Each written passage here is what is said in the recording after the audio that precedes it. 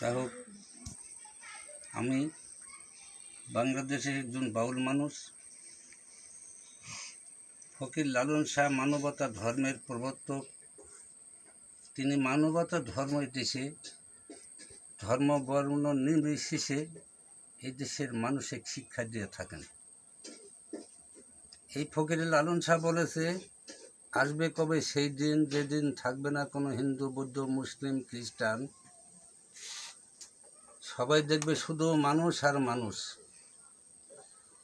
এই মানব ধর্ম, এই মানব সর্বশ্রেষ্ঠ সিরাজিব আল্লাহর 18,000 মাকলুকাতের মধ্যে। আর এই মানুষকে কলুষিত করতে যেসব মানুষগুলি উগ্রবাদী, এই যে বাংলাদেশের মধ্যে যে একটা ঘটনা ঘটেছে, সেটা হলো রাজবাড়ী জেলা নোরা পাগলার মাজার নিয়ে।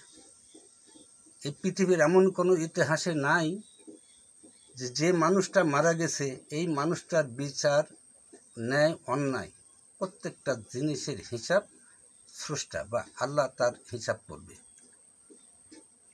এমনকি সেই মাছটাদের দেখা গেল যে তার কবরতেন তুলে তাকে পিটাইয়ে তার লাশ পুড়াইয়ে, এটা বর্বরতা, অন্ধকারের যুগের একটি পরিহাস।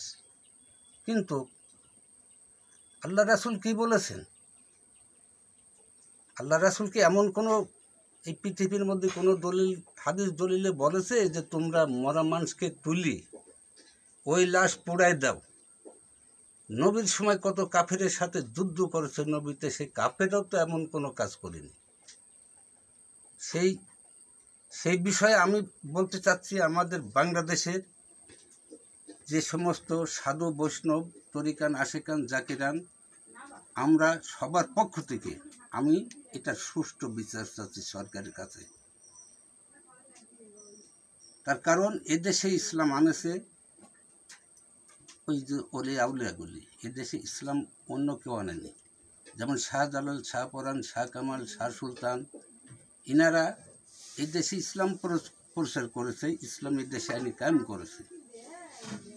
যেমন পবিত্র কোরআনের মধ্যে আল্লাহ বলছে, তোমরা ধর্ম নিয়ে বাড়াবাড়ি করো না, তোমরা কারো দোষ ত্রুটি খুঁজে বেড়াবা না, তোমরা সবাই হাদিস বুখারী শরীফের মধ্যে বিদায় হজের ভাষণে আমার হযরত মুহাম্মদ সাল্লাল্লাহু আলাইহি সাল্লাম বলে গেছেন, শোনো সাহাবারা, আমি উপাতের পরে একটা কর্কশ ভাষায় কথা বলবা না, ওটা আমরা বুঝি, একটু রাগ করেও মানুষের সাথে করবে না। এটা হলো হাদিস বুখারী শরীফের বিদায় হজের